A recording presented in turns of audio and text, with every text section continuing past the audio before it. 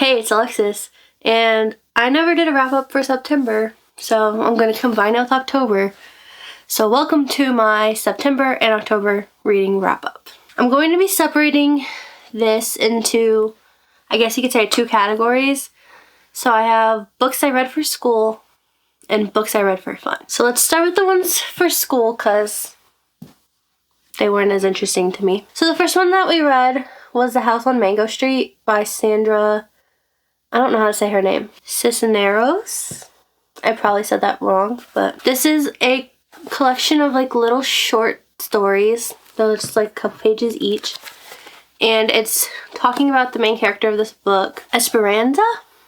Again, sorry, I probably said that wrong. But it's about her life and growing up in this house in a poor suburb of Chicago. And it feels like the world is saying that like she deserves this because of her family being poor and all that, but she's not going to take that for an answer. She's basically saying she knows her worth and she's not going to accept less than what she's worth.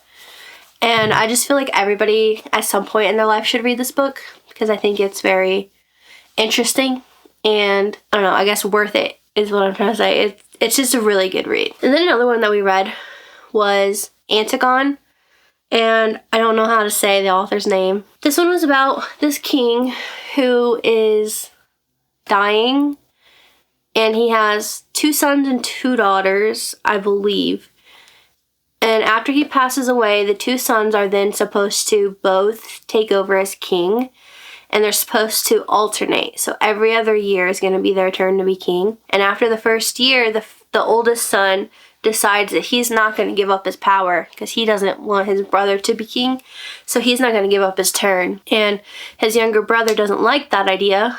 So he decides he's going to get an army, basically, of 6 other guys to help him fight his brother for his rightful spot as king. The army somehow gets destroyed, and now it's just the brothers fighting in a duel, and they both end up dying. Then some random guy named Creon, or at least that's how I was pronouncing it in my head, he becomes king, and he had a grudge against one of the brothers, but really liked the other one. So the one that he liked, he gave him a proper burial and was so respectful of him, but the one that he didn't like, he held a grudge against, and said that anybody who gives him a burial or respects his life in any way is going to die and get stoned to death. Well, Antigone's over here like, both of them are my brothers. They both deserve to be buried. They both deserve respect. How are you going to sit here and tell me that I can't bury my brother who died? Like that's wrong on so many levels. So it's basically the story of her trying to decide what to do, whether she listens to the king and goes against his orders, or she does what she feels is right and has a burial for her brother. Basically, it was her internal conflict the whole time. And then another one that we read was The Zoo Story by Edward Albee. So this book was about Peter and Jerry. Peter starts out the book sitting on a bench in Central Park just reading a book when Jerry comes up and approaches him. And the first thing out of Jerry's mouth is, "I was just at the zoo." Okay, my first thought when I read that was, that's interesting, but why are you bothering a man reading a book to tell him that you were at the zoo? And then he just starts asking him a bunch of weird questions, like, "So, are you married? Do you have any kids?" And then Peter was like, "Yeah, I'm married and I have 2 daughters." And he's like, "Oh, you don't seem happy by that answer, so you don't like your family?" And he's like, "No, I love my family. I just wish I had sons instead of daughters." And Jerry was like, "So you're really sad and you don't really care about your daughters or your wife or whatever." And then just kept going on and asking him weird questions and was acting really strange. And then towards the end of the book, you find out what Jerry's point was about talking about him being at the zoo. And I just thought that this whole thing was weird. And I didn't really like it. I don't really know how to explain it, but the whole time I was getting weird vibes. As soon as Jerry showed up, I was getting weird vibes, and my vibes ended up being right. This guy's really, really strange, but I just didn't like it. I don't think I would recommend this one. Then we read Trifles by Susan Glaspell, and this one I really enjoyed, and I don't know why. So this is a story about Mr. Wright, who we find out is dead, and he has some friends trying to come over to see him and talk to him about something. And when his friend gets there, his wife is sitting in the kitchen, just like in a recliner or something. Not a recliner, a rocking chair, or something. And the friend is like, hey, can I go see John? And is he home? She's like, he's home, but no, you can't see him. And his friend's basically like, why? She's like, oh, he's dead. What do you mean he's dead? And why do you not sound like you're upset or that you care about it? Then the rest of the story, now she's like considered a suspect in this crime. And you're trying to figure out what happened to him and how he died. Because it seems like it could be he was killed or he did a suicide. Like, the way that he died, it could be, like, interpreted as either way. And you never actually find out what fully happened. It's all left up to your imagination. So I think that might be why I liked it, because you can, like, kind of imagine what happened, and everybody's imagination might be different. I don't know. I just thought this one was really interesting. Then another one that we read was Play It As It Lays by Joan Didion. This one was about a 31-year-old woman in the 1960s who was a failed actress, and she's like recounting things that happened in her life, and you find out that all these events led to her being put into like a mental institution. And I thought that it was an interesting story, but I didn't care enough about the character to feel like I really enjoyed it. So if that sounds interesting to you, go ahead and read it, I guess. But I don't know if I would be like, yes, it's one of those that you have to read. And then another one that we read was The Cherry Orchard by Anton Chekhov. There's this woman who owns this estate that has a cherry orchard on the back of it, and she goes through something really, really tragic. She loses her husband, and then a month later her son, and she can't take it anymore. Like, she has other kids, but she lost her husband and son, like, right back to back, so she's, like, dealing with all this grief, and she can't handle it anymore. So she runs away to Paris for, I think, 5 years, something like that. And no one's there to take care of the orchard or the estate. So it's like, this estate is now falling apart because no one's there to care for it. Her daughter is called to Paris because her mother is just spending money. Like, there's all this money going missing from their accounts. They're broke now. Like, they don't even have the money the mom's spending. She just keeps spending it. And now the only way to, like, save the family is to sell this estate. So their house in the cherry orchard is going to be up for an auction, but they don't want to sell it. It's part of their family. Like, they don't want it to just go. You know what I mean? So they have this, like, internal conflict with themselves. Well, one of their friends offers to buy it, but the only way he says he'll buy it is if the family's okay with him destroying the cherry orchard to build all these, like, cottages so he can rent them out to make money. And they're like, no, we don't like that idea. You can't do that. So now they have this internal conflict of having to sell the place, on top of having this, like, conflict with their friend, like, you're not going to destroy our family home like that. I thought it was a really interesting, it's a play, by the way, not a story, but I thought it was, like, a really interesting play. I might recommend this one, just because it was really, really interesting, but, again, depends on if you're into that or not. I don't know. And then the last one that we read is called Death of a Salesman by Arthur Miller, and this one was about a traveling salesman who is basically sitting at home this night, recounting everything in his life that went wrong and why he and his family were no longer living the American dream that he came here to basically live. And you have a bunch of flashbacks of him remembering things that happened and, like, why they happened the way they did. I liked this one, but I felt like there was something more going on than what they were explaining. Like, they were saying it all as this is just him reliving his life, but the way that they would enter the flashbacks made it seem like this guy has dementia. At the very, very beginning, he comes home in a panic because he was just driving and he did that thing where, like, your mind wanders off, and he got home safely, but he didn't remember the drive home. He just remembered he got in the car and then he was home. He doesn't remember how he got there. And I feel like that is something that everybody goes through at some point or another. But then, like, after that, he went downstairs to get something to drink out of the fridge. And when he opened the fridge, he had a memory of something that happened like 20 years ago that had to do with the refrigerator. I worked around enough people with Alzheimer's to know that that's the kind of things that get their brains ticking like that, and they remember past memories. So to me, it gave me the impression that this guy had dementia, but you find out he doesn't. He's just going back to flashbacks of things that happened in his life. I don't know. It was an interesting read, but I don't know if I would like fully recommend it. But that's all the books that I read for school. So now we get to do the fun books.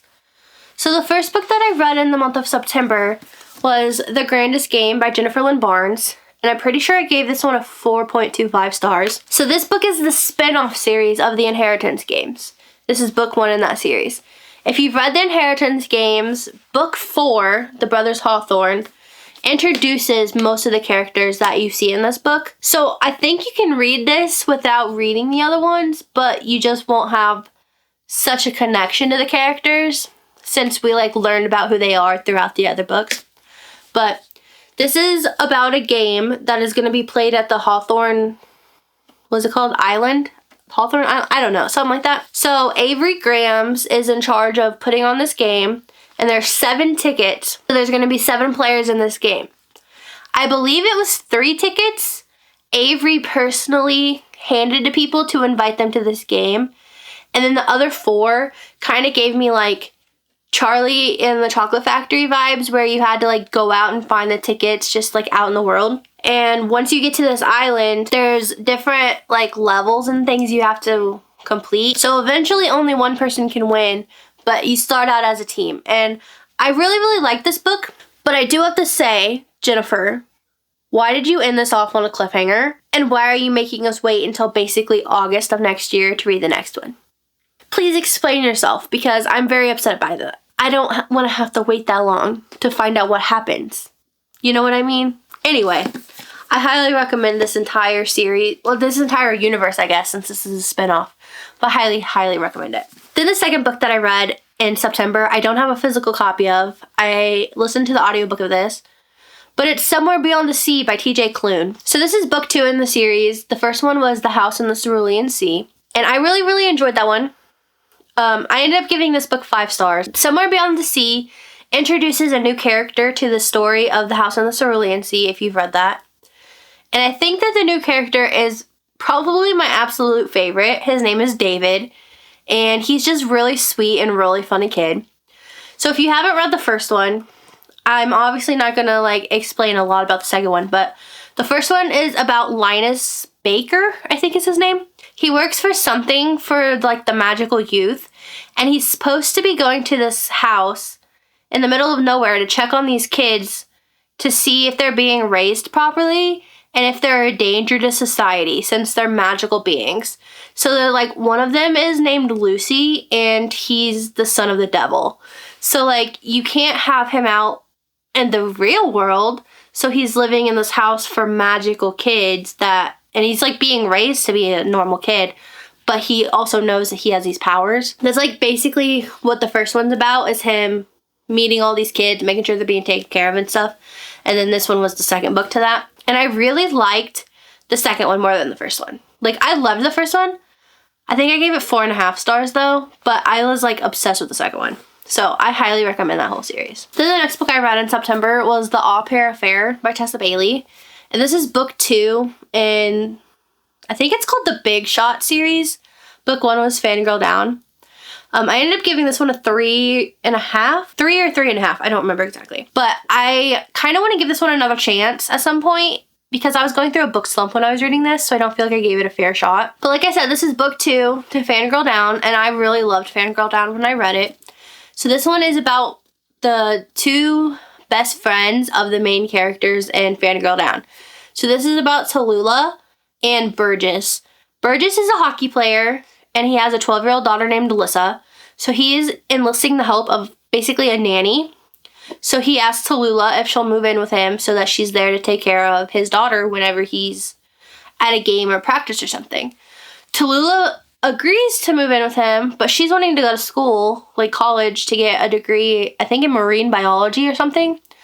So she has to figure out Lissa's schedule so she can plan her classes so that she's there to take care of her, and then she can go to like night classes basically so she can get her degree. And they form a friendship and then a relationship, but I feel like I like them as just friends better. But I feel like I want to give this one another chance probably next year or something when I'm not in a reading slump to see if I would have liked it better if I read it at a different time. Because I just feel like I didn't give it its fair shot that it deserves. Then the last book that I read in September was Icebreaker by Hannah Grace. I ended up giving this one a 3 stars. It makes me nervous to read the other 2 in the series, but I've heard that they're less spicy. So this one, the plot sounded really good, but there was so much spice in this book. Please don't let anybody under the age of 17 read this book. There's no need for them to be reading something like this. But this is about Anastasia, who's a figure skater, and Nate, who is a hockey player. Something happened to the ice rink for the hockey skaters, so now the figure skaters and the hockey skaters have to share one ice rink. And these two absolutely despise one another, but they're both like the captains of their team, so they have to get along to make sure that everybody else gets along. And that story was really, really interesting. But I just couldn't get past all the spicy stuff. It was too much for me. So hopefully the next ones are better, because I do want to read them and I own them, but we'll see. So that's all the books I read in September. So in October, the first book that I read, I don't have a physical copy of because it's only released on audio right now. She says she does plan to release it in paperback when her publisher will let her. But it was Two Can Play by Ali Hazelwood, and I ended up giving this one a 3 stars. So this one is about 2 video game designers who work for 2 different companies, but their companies are about to combine into one. And these 2 are nemesis, basically. So they have to learn to work together and get along because their companies are combining. It was an interesting story, but I, again, didn't realize there was a lot of spice in it. And to me, it's just weird listening to spice on audiobook. So that one like had me cringed out a lot. And it was just a short story. And I feel weird rating those more than 3 stars. So that's like why I gave it 3 stars. But I don't know. I really did enjoy the story though. I just feel like I would have rather read it physically than audiobook. And next I read Nothing Like the Movies by Lynn Painter. I ended up giving this one a 4.25 stars. Okay. So this is the second book in the Better Than the Movies series. I don't know if it has a name, but Better Than the Movies was book 1. So this is about Liz and Wes, who were a couple in the first one. Now something happened and they separated, and they're trying to like get back together, and they're in college now. We find out like what happened between them and find out a bunch more background story of things that happened after the first book ended. This one made me really fall in love with Wes. Like, I liked him as a character in the first one, but he wasn't my favorite. And now I think he's my favorite, and I don't really like Liz that much. I wanted to love this more than I did. I think that my problem was Liz. She was so obnoxious and kind of self-centered in this one, and she blew things out of proportion. She had this idea of something that happened like in her head, and she blew it up and made it worse than it was. And like, I don't know. I didn't really appreciate that because of the way that she was treating Wes because of it. I feel like it could have been better if she didn't do that. You know what I mean? And then another critique that I had was that we needed more of them being a couple. But otherwise, I really, really enjoyed this. Like, I was laughing and smiling and stuff a lot while reading this. So if you liked the first one, I think you'll really like this one as well. And then the next book that I read was Harry Potter and the Sorcerer's Stone. Again, I do not support this author, but I'm separating the author from her work, and I think this work is really good.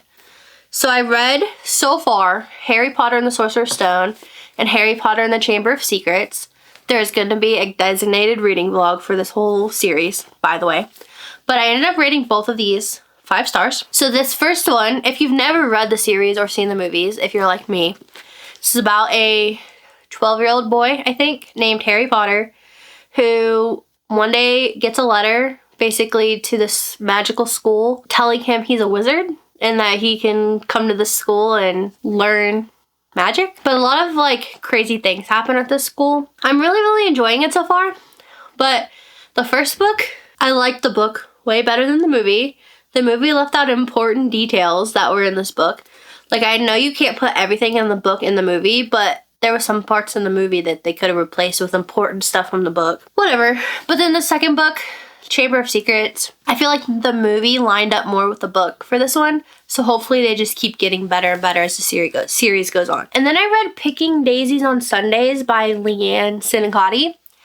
And this book, on the back, it sounded like it's just like a second chance romance, but it's so much deeper than that. It talks a lot about grief. So both of the main characters, you find out, have lost their dad, and that's kind of like what helps them become friends in a way. So it starts out with Danielle just losing her dad like right before she starts high school. And she meets Levi. And you find out Levi lost his dad, I believe, 4 years before he meets her. So the two of them like become friends and like can bond over that. So they're like helping each other through their own grief, basically. And then this book is a lot of miscommunication. Something happens in high school that like they become best friends freshman year of high school. Something happens senior year of high school. You know, miscommunication. And she just like blows it out of proportion and doesn't talk to the guy for 4 years. So now it's her senior year of college. She's about to apply to grad school, and she comes home for something, and she ends up running into Levi, and he asks her if she can fake date him so that he has a date to his sister's wedding. And then things like go crazy from there. But I feel like this would have been a whole lot better without the miscommunication trope in it. I know it's a popular one, but I hate it so much. Also, I don't know if I said, but I read Picking Daisies on Sundays by Leanne Sinicotti. I rated this 4.5 stars. And then I read Morbidly Yours by Ivy Fairbanks. And again, I think I was still in a reading slump, so I want to give this one another shot because I ended up giving it 3 stars, but I feel like I would have liked it more if I was in a better mood, I guess. I don't know. So this is about Colum, whose family owns a funeral home. And then Lark, she lived in Texas as an animator, and her husband passes away, so now she's moving to Ireland, which is where Colum lives, to basically get a new start. She wants to start over after her husband had passed. So she moves to Ireland, and she moves in next door to Callum, and then she finds out she's living next door to a funeral parlor. But in order for him to keep the funeral parlor, he needs to be married. So he asks her to fake marry him. So it's kind of a fake marriage, but marriage of convenience at the same time. It's a really, really good book. But I feel like I just didn't care because I was in a book slump and didn't want to read. So I just feel like I didn't really connect with the characters the way I hoped. So I do want to give this one another shot because I think I really will like it if I'm like in the mood for it. And then the last book that I read in October was The 7.5 Deaths of Evelyn Hardcastle by Stuart Turton. And I ended up giving this one 4 stars. So this one was giving me the board game Clue vibes. It's about this guy named Aidan Bishop who goes to, I think it's called Blackhearth. He goes to this house. He wakes up one day in the body of this guy, and he doesn't know who he is or like where he's at or anything. So he thinks it's kind of weird. So he's like walking around this house trying to like talk to people and figure out like what's going on and who he is.